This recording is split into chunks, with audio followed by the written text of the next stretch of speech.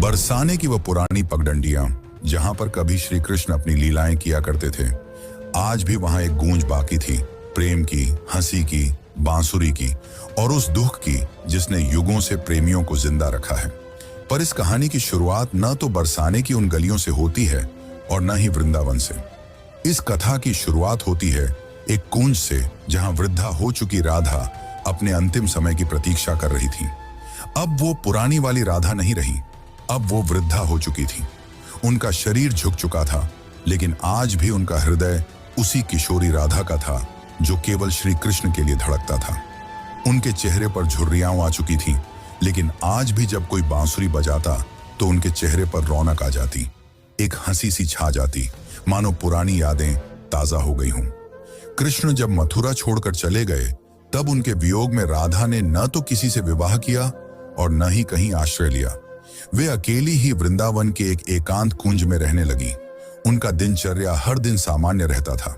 वे सूर्योदय के साथ उठती और यमुना के तट पर जाकर जल अर्पण करती, जिसके पश्चात वे वापस कुटिया में लौट जाती और दिन भर श्री कृष्ण के आने का इंतजार करती, मानो उन्हें पूरा विश्वास हो कि श्री कृष्ण एक दिन उनसे मिलने जरूर आएंगे। गांव वाले राधा को साध्वी समझते थे। उन्हें उनके बारे में कुछ नहीं पता था। वे नहीं जानते थे कि वह कौन है और कहां से आई हैं, पर सभी को यह बात पता थी कि वह जो भी हो, वह अपना सब कुछ केवल और केवल श्री कृष्ण को मानती है। एक दिन राधा अपने दैनिक दिनचर्या के तहत यमुना के तट पर जल अर्पण कर रही थी।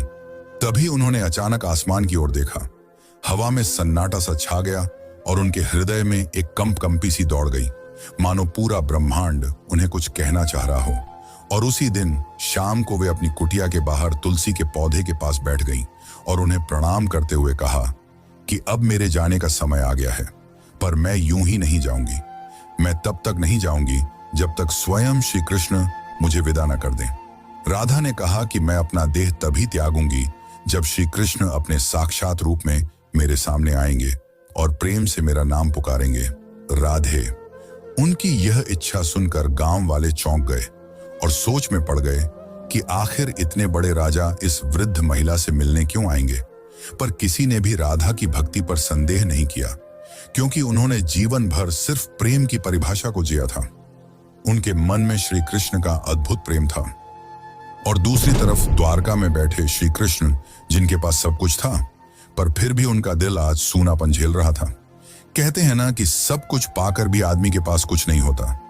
आज श्री कृष्ण की हालत भी वैसी ही थी, लेकिन उन्हें अब अंदर से एक खिंचाव सा महसूस हो रहा था। उन्होंने अपनी आंखें बंद की और राधा की पुकार उनके कानों में गूंज पड़ी। इस पल श्री कृष्ण की आंखों में आंसू थे, पर हृदय में सुकून।